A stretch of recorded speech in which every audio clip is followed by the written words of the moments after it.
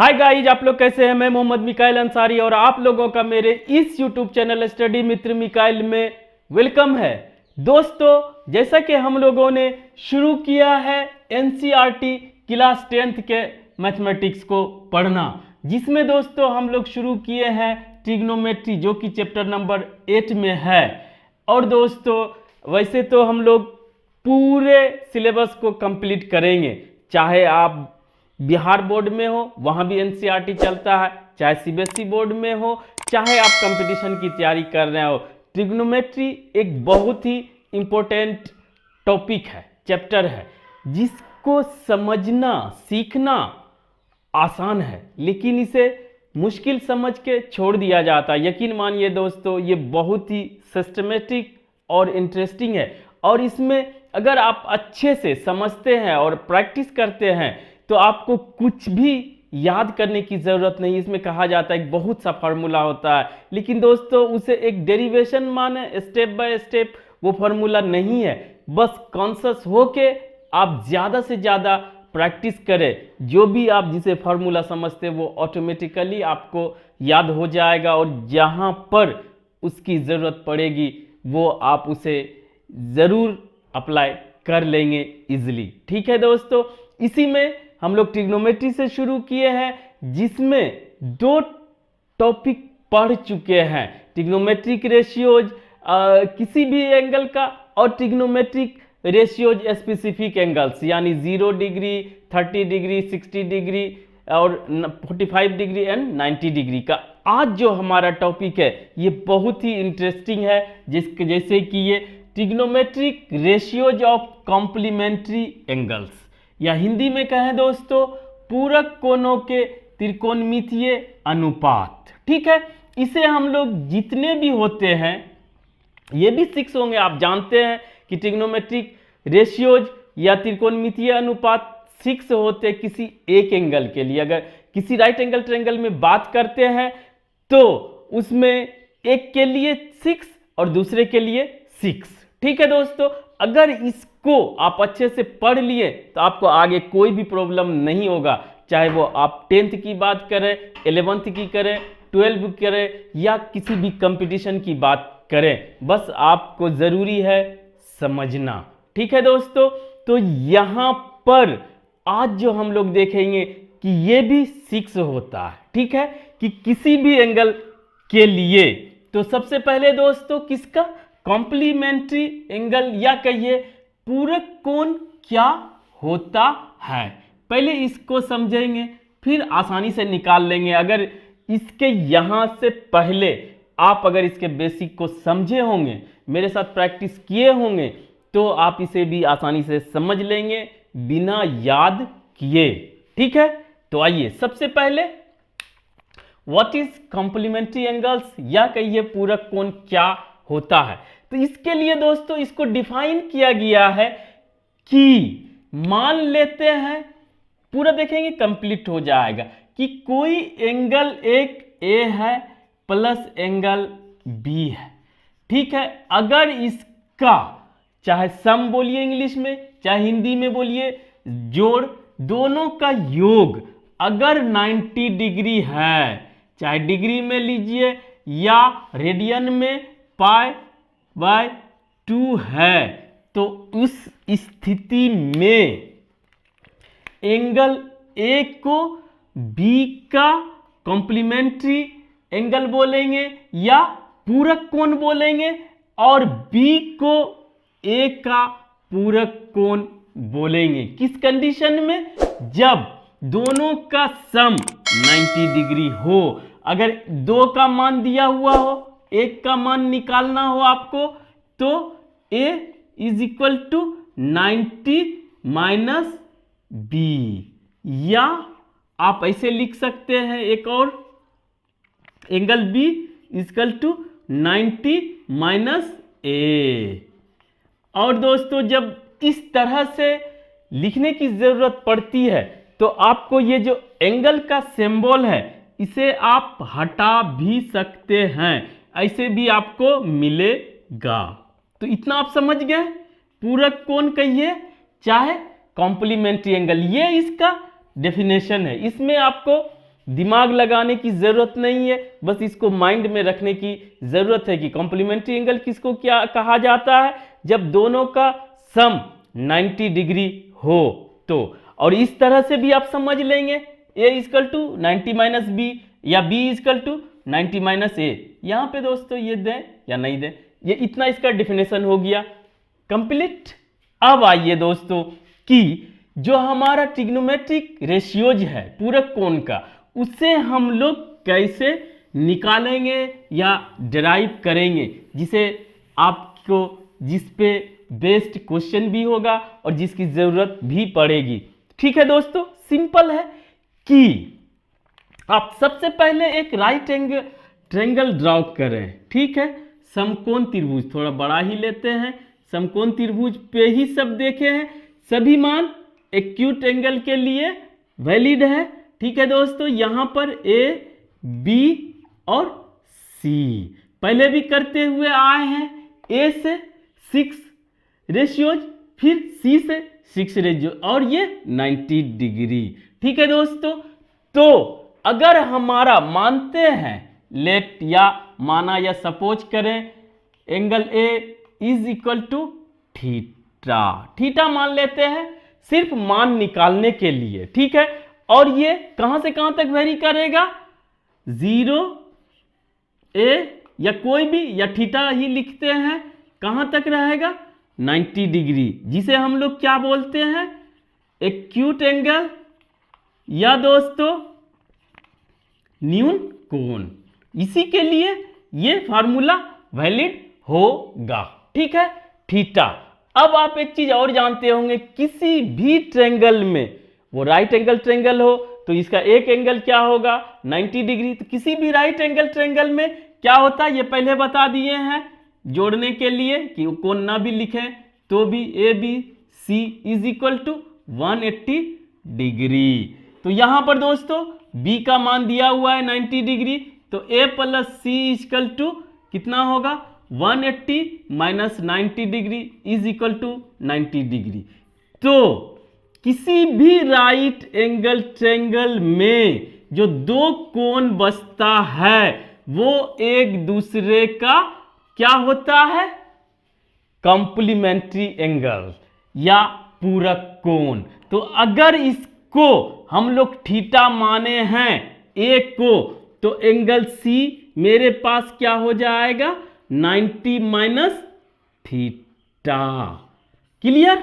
अगर यहां तक क्लियर हो गया तो दोस्तों पहले तो इसको मिटाते हैं, इसकी जरूरत नहीं है। ये थीटा हमने माना है और सी का मान हम लोगों ने निकाला राइट एंगल ट्रायंगल के प्रॉपर्टी से, क्या हुआ 90 माइनस थीटा। ठीक है, अब आपको कोई कंफ्यूजन नहीं। बस एक चीज और देख ले कि अगर यहां से, ये बहुत पहले कर चुके हैं दोस्तों, इसके कंसेप्ट थ्योरी में भी और इसके बाद हर क्वेश्चन में किए हैं कि अगर यहां से आप सोच रहे हैं यहां पर आप हैं, ये थीटा है, तो ये इसके लिए बेस बन जाता है और ये इसके लिए परपेंडिकुलर, और हाइपोटेनस ये फिक्स रहता है जो कि 90 डिग्री के सामने का होता है। और इसी को अगर आप यहां से सोचते हैं तो इसके लिए ये बेस हो जाता है और ये हमारा परपेंडिकुलर हो जाता है। बस इतना सा ही फर्क है या कंफ्यूजन है या ट्रिक है। अगर इसे आप दिमाग में बैठा लेते हैं तो आपको कोई कंफ्यूजन नहीं बचेगा दोस्तों। अब आइए इसे बना के देखते हैं सिंपली। तो सबसे पहले साइन से शुरू करते हैं। साइन थीटा हम यहां से सोच रहे हैं, साइन थीटा इसका मतलब P बाय एच ये होता है। P इसके लिए क्या है बी सी बाय ए सी। ठीक है, इतना कर चुके हैं दोस्तों, बी सी बाय ए सी। अब इसी में थोड़ा सा जो ट्विस्ट है या जो ट्रिक है उसको अप्लाई करें। अभी यहां से सोचे थे, अब यहां से हम सोचते हैं कि ये जो BC है ये किसके लिए आ जाता है, ये हो गया। अगर इससे सोचेंगे तो ये बन जाता है B by h. B by h किसका वैल्यू होता है कॉस का, तो कॉस लिखेंगे, कॉस ये एंगल ये है तो हम ये लिखेंगे 90 माइनस थीटा। तो ये हो गया रिलेशन, ये दोनों में कॉमन हो गया। तो इसको क्या लिख सकते हैं दोस्तों, इसको लिख सकते हैं sine theta is equal to cos 90 minus theta. ये एक हमारा डेरिवेशन जिसे आप फॉर्मूला बोलते हैं ये आ गया। कितना आसान है ये, आप अगर इस ट्विस्ट को समझ जाएंगे तो क्या हुआ, एक ही वैल्यू है थीटा, थीटा का मान जो भी हो ये इसमें माइनस कर देंगे तो उतना मान निकल जाएगा। ठीक है, पहला। दूसरा क्या लेते हैं हम लोग, कॉस। कॉस थीटा लेंगे कहां से, यहां से जब सोचेंगे तो इसके लिए क्या होगा, base b by h. B क्या है, ए बी, पूरा लिखते हैं दोस्तों, ए बी, एच फिक्स रहेगा, ए सी, जिसे आप अगर इसके रिफरेंस में लिखते हैं, यही आपको ट्विस्ट को समझना होगा। तो इसके लिए ए बी क्या हो जाता है, पी, पी बाय एच, यानी कि साइन ये एंगल, साइन एंगल क्या है 90 माइनस थीटा। तो इसको और कैसे लिख सकते हैं, आप लिख सकते हैं cos theta is equal to sine 90 minus theta. और ये सब किसके लिए वैलिड है दोस्तों, एक्यूट एंगल, न्यून कोण 0 से 90 डिग्री के बीच के कोणों के लिए। दो आ गया, सिंपली कुछ नहीं करना पड़ा दोस्तों, आसानी से एकदम आ जाता है। अब इसे आप माइंड में याद करके बोले, चाहे जैसे भी है आपको इसको रखना पड़ेगा। तीसरा अगर एकदम आसान तरीके से जानना चाहते हैं तो इसमें इससे भाग दे दें, जो होता है 10, आप जानते हैं tan theta is equal to sine theta बटे कॉस थीटा। ये आपको पहले करा चुके हैं। तो अगर उससे करना चाहते हैं या इसी तरह करें या उससे करें, तो हम इसी से करते हैं। काहे सबको अगर इतना समझ जाएंगे तो वो भी निकाल लेंगे, और नहीं समझे हैं, इसके पहले भी नहीं समझे तो आज भी कुछ नहीं कर सकेंगे आप।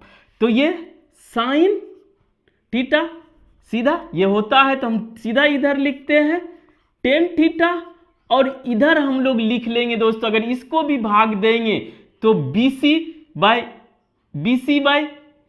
AB बचेगा, तो इसको भी लिख लेते हैं BC by AB is equal to, अब दोस्तों कॉट थीटा भी लिख लेते हैं, cot theta is equal to, इसी को उलट देंगे तो cos theta by sine theta. क्योंकि यहां पर पहले कॉस आएगा तो ये क्या हो जाएगा, कॉस थीटा के जगह पे है 90 माइनस थीटा बटे sine theta, sine 90 minus theta is equal to cot 90 minus theta. ठीक है दोस्तों, इस तरह से हमारा तीसरा निकल गया। अगर ये तीनों यानी दो निकालने में आप सफल हो जाते हैं तो तीसरा, पहले भी बताएं कि 6 रेशियोज में सिर्फ आपको 2 को समझना है, साइन थीटा और कॉस थीटा, यानी साइन का वैल्यू और कॉस का वैल्यू। उसके बाद 10 साइन बाय कॉस और कोसेक साइन का इन्वर्स यानी 1 by sine, sec 1 by cos और कॉट 1 बाय 10। अगर इतना कर लेते हैं तो आप इसको आसानी से कर लेंगे। तो उसको भी करके यहीं पे देख लेते हैं दोस्तों कि क्या होता है। तो यहां पे अगर करते हैं तो आप सिंपली कर लेंगे। अच्छा, इसको याद करने का तरीका आपको पहले बता देते हैं। ये तीनों तो आया, लेकिन सबसे पहले आप इसको लिखेंगे। इसको क्या कैसे लिखेंगे वो देख लेते हैं दोस्तों, कि आप इसको सजाएंगे कैसे याद करने के लिए वो देखें। सबसे पहले आप पहला फॉर्मूला लिखेंगे साइन